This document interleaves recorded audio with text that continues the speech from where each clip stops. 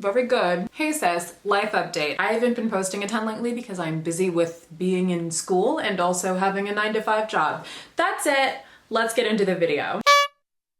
This is going to be a chatting about new product releases video, but I have a feeling there's only one release that people actually care about. Let's talk about my opinions on the Shane Dawson and Jeffree Star collaboration because it matters so much what I think, doesn't it? And if you are a fan of them and you're subscribed to me, hello, how do you tolerate me? You're going to be like, well, and then write me a paragraph in the comments that I'm, full disclosure, probably not gonna read. So, doesn't really matter what I think, but I'm gonna say what I think anyway. Superstar YouTuber, lightning rod for controversy, and bathrobe enthusiast Shane Dawson has teamed up with his best buddy, Jeffree, I don't even need to say it, Star, to create a line of makeup products. Wait, what the fuck? Oh my god, Jeffree, wait, can you actually do this? Andrew, are you filming? Wait, Jeffree, are you serious? The release of this collection has been coupled by a very long documentary series, and by documentary, I mean vlog, about the creation of this palette, which I, as someone who is currently in business school and has dreams of working in product design and cosmetics, found parts of very interesting. I famously despise metallic liquid lipstick, so I haven't paid a ton of attention to these. I think the Jeffree What the F color is quite pretty. A product in this range that a couple people have asked me about is a clear lip gloss that's being released. It's root beer scented, it's perfectly clear, and it's called, charmingly, Shane Glossin. I'm a sucker for absurdly, mind-numbingly stupid product names, and I love clear lip gloss. I'm wearing some right now from Half Caked Makeup. When I was watching the series and they came up with this name, I paused it and went, God damn, that's clever. Obviously, because I myself have made a personal choice not to buy from Jeffree Star Cosmetics, I am not going to be purchasing this gloss. There's also a merch line that's like tracksuits, sweatshirts, a backpack. I don't care about any of that because I am not 15. That was mean. Buy whatever you want, I don't care. Bad Nisa. The stars of the show are these two eyeshadow palettes, the mini controversy palette and the big mother, the conspiracy palette. I kind of already know the kind of comments I'm gonna get from Jeffree and Shane's fans. I'm living in the past, I'm a hater, I'm a bully, I'm not letting people like what they like, I'm jealous. I understand that you're upset with me, but you should know that from the bottom of my heart, I don't care. I'm not hacking into your checking account to prevent you from buying any of this stuff. And if you're lashing out at somebody criticizing your faves because you feel guilty for supporting them, that is a you problem, okay? Thank you so much. Let's first talk about the mini controversies color scheme. I feel like Jeffree Star chooses somewhat disorganized and disjointed organizations of his colors for a reason, to keep your eyes darting around, to not follow color theory convention. I get that, it's a creative choice, whatever. Jeffree Star's a very creative person, just like all the times he thinks of creative ways to belittle his own fans. What? Sorry? Hello? Okay, scale it back a little bit. They're gonna all unsubscribe. Got it, I won't. I'm sure that my apology shade with the little teacup on it is great all over the lid. Burgundies are wonderful for that. The swatches look lovely. I've heard Jeffree Star's eyeshadow quality is absolutely excellent. I do like in this palette how the pan prints follow a mirrored structure. So we have the Shane Dawson logo on this side and this side, T, T, I, etc. I like how they mirror each other. I think it makes the palette look a lot less disjointed. I feel like we're not paying enough attention to the shade names. I don't love Shane and Jeffree taking their past controversies that people have very rightfully criticized them over and being like, sister scandal, I'm canceled again. Oh, that's a sister scandal. Hey, you guys are both controversial. Oh my god, and me too. Yeah. I understand like that scene in the documentary when the cat thing was happening, and if you don't know what I mean when I say the cat thing, we don't have 6 hours, I can't explain everything. And he was like, you know what, I just don't care, I'm tired of apologizing for myself, whatever. I understand that, and I feel like I would also come to that same conclusion if I were Shane and I kept getting myself into trouble for saying and doing stupid things. But I don't like the trivialization. Yeah, you have a shade in here called My Apology. Like, is the rest of that shade name should have been better? Cry on My Couch, genius, love that. Flat Earth, okay. I haven't talked about this very much, but I will admit it, I will expose myself right now.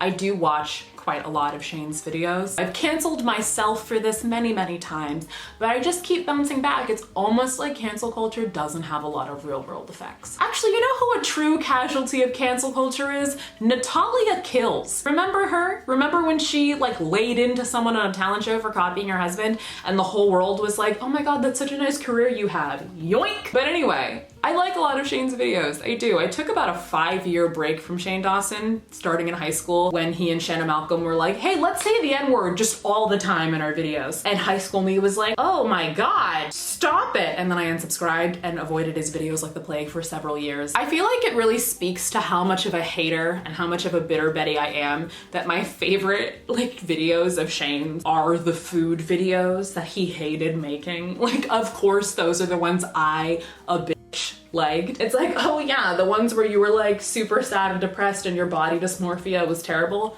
Can relate, by the way. Those are my favorites. Make them for me. I love when you suffer. Dance, monkey, dance. But I also liked the creepy videos. The, hey, what's up, you guys? Yes. And even in those videos, the ones I would always avoid were the conspiracy theory videos. I don't find conspiracies that interesting. I think a lot of them are kind of like silly. And also, wildly enough, if you go too deep into any conspiracy circle on YouTube or Reddit or some other website, you just always run into anti-Semitism. It's weird. It's almost as if there's a huge group of people that think that Jewish people are the reason like for every single problem the world has ever had. And they think of really convoluted ways to prove that. So it's so weird. I wonder if we have like a name for those people. Like the word of it is escaping me. Yeah, it's so interesting. It's almost like they want white people to be like supreme. I don't know how to put those two things together though. I don't know.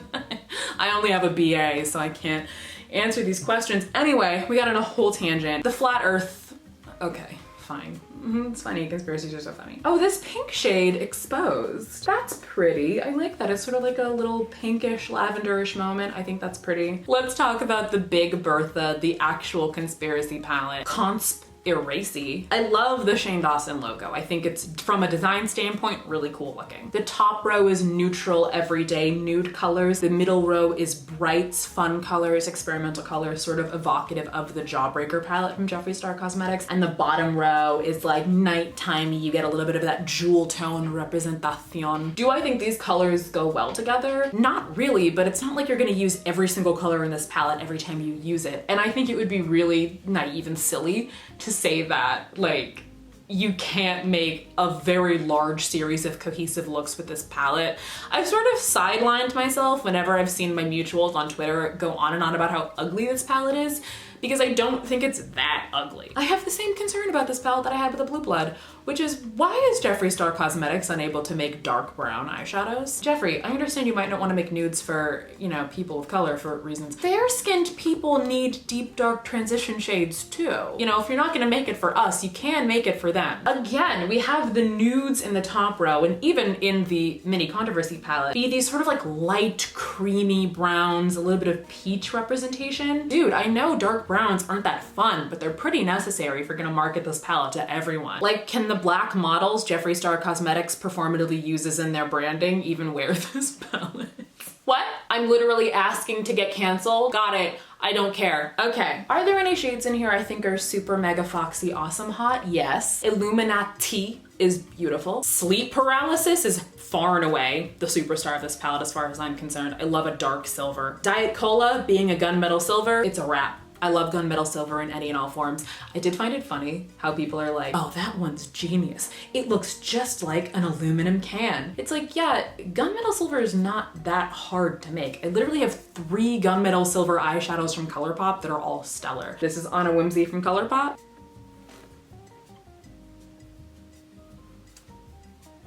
See? Options. Not that unique a color, but it is gorgeous. Good job, Jeffree. Pigment is my favorite. I love pigs and I love puns. Oh, Trisha. Okay. Listen, I know the stans are watching this, cracking their fingers, ready to leave me a barrage of comments. If you want to buy, you probably already have, but if you want to buy this collection, do it. I'm not gonna know about it, so who cares what I think? I found it really annoying how through this entire process of Shane collaborating with Jeffree, there have been so many people talking about Shane's makeup skills and like, Shane's so bad at makeup, why would I buy makeup from him? Like, come on. We're all bad at makeup. We have all been bad at makeup from time to time. He is learning a skill. I just don't think it's nice to belittle someone when they are clearly putting time into learning a skill. I don't think that's fair. I do think it's a little silly in the documentary when Shane was like, God, I've learned so much about makeup this year. If I knew when we started this process what I knew now, I would have done so many things differently. I'm like, why didn't you like wait and do more like research before you set out to make this then? But you know, that's neither here nor there. We can't change the past. We're not. Marty McFly. The thing about this whole launch to me is that it doesn't really change anything about the status quo of makeup. The stans are still in a frenzy. They still love Jeffree. They still love Shane. They're gonna keep loving them forever. They're gonna keep spending all of their money on these releases. The people who don't like them are continuing to not like them. Jeffree Star Cosmetics is still going to be immensely successful. Like, this is gonna go down in history. It is an eyeshadow palette. It's fine. Let's talk about something that is released with absolutely no fanfare, no attention. Nobody really even cares about it. Tati Beauty. We, the beauty community, never stop talking about like the same 4 people, do we? So Tati, aka Tati Westbrook, aka Glam Life Guru, aka every woman in every affluent spin class in every affluent neighborhood I've ever walked through, has created a makeup brand that has begun with the launch of an eyeshadow palette. Honestly, I think this palette is really cute. I like the idea of there being these different color stories and different textures. I know NYX has done this, not necessarily to this degree of elegance and extravagance. Also, I'm pretty sure the manufacturer of this makeup brand is Seed Beauty, which I'm pretty sure is also the manufacturer of both Colourpop and Kylie Cosmetics. So something tells me I might have similar formulas in my makeup collection already. This font, girl, we could have sprung for a custom font. We really could have. I also love that like bold, like kind of brutalist font of the title of the palette paired with this very like live, laugh, love-esque font for the different color stories. Does anybody even care about any other makeup launches? These are like the only 2 things I've heard about for the past what feels like century. Fenty Beauty is coming out with a new red, brick red moment of a kilowatt called Ruby Riches, which is the renamed version of the ill-advised geisha chic kilowatt that was announced and then immediately rescinded a couple months ago because everyone was like, hey, no. And Fenty was like, God damn, you right.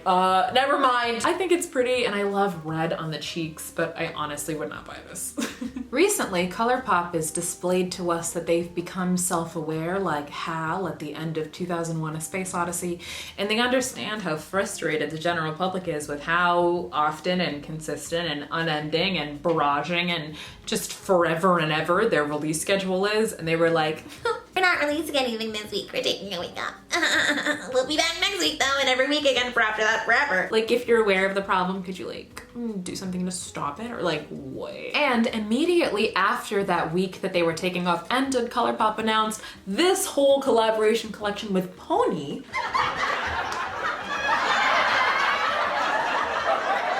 It begs the question, it leaves one to wonder, what on God's green earth is it like to work at Colourpop?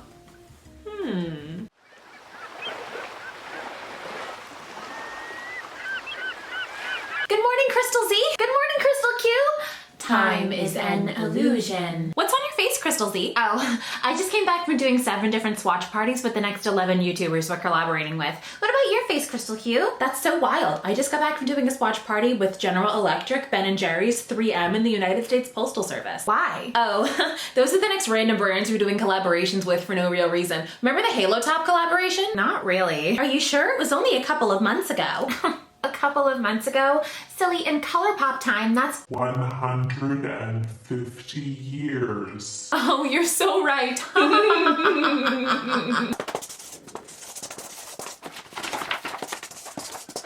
Oh, hey guys! Oh, hi, Crystal M. Gee Gee whiz, you sure look busy. Oh, I am. I just had my lunch break and I saw some birds flying in the sky and some strawberries and watermelon in my fruit salad and a random person walking by wearing a yellow sweater, and I thought of palette ideas for all of them. That is so cool. Yesterday I saw some ants on the ground and some clouds in the sky and a window and my husband and my bed and my sheets and my car and the inside of my car and some streets and a stop sign and the building we work in and the door of the building we work in and the floor of the building we work in and the ceiling of the building we work in, a wall and another wall and a brick and a brick and a brick and a brick and a brick and a brick and a brick and an elevator. And then a brick and a brick and a brick and a brick. I am so sorry, Crystal, but could you wrap this up? I'm late for a meeting with the big boss. Sorry. Anyway, my point was the lab is currently working on releasing a palette based off of every single thing I saw yesterday. Hey, we should make a palette based on this conversation we're having right now. Yeah. Okay, perfect. I'll get started. Okay guys, it's been made, released, posted on the website, and Trendmood already has a PR package on the way to her. You are so efficient, Crystal. Thank you so much, Crystal. I really pride myself on that. Well guys, I've gotta run. I'll color talk to you later, okay? Okay, bye, Crystal M. There is no time, only Colourpop. I imagine it's kind of like that. So that's everything. I'm sure I'm gonna think of like 7 things I could have talked about in this video. I can't believe I'm gonna do this outro looking like this. Okay, hold on a second. Thanks for watching this video, but before you leave, I'm gonna need you to do a quick favor for me. If you could go ahead and have an amazing day for me, that would be absolutely excellent. And if you'd like to interact with me betwixt uploads, you can follow me on Instagram and Twitter at NisiPisa. Full credit for the idea of the Colourpop crystals goes to the demonic diva, who has also given me the gift of thinking up the Morphe Jessicas from a couple months ago. God bless, we love a creative soul. Thanks again for watching, guys, and don't forget to use code NisiPisa for 10% off at checkout at your local defamation lawsuit store. Bye!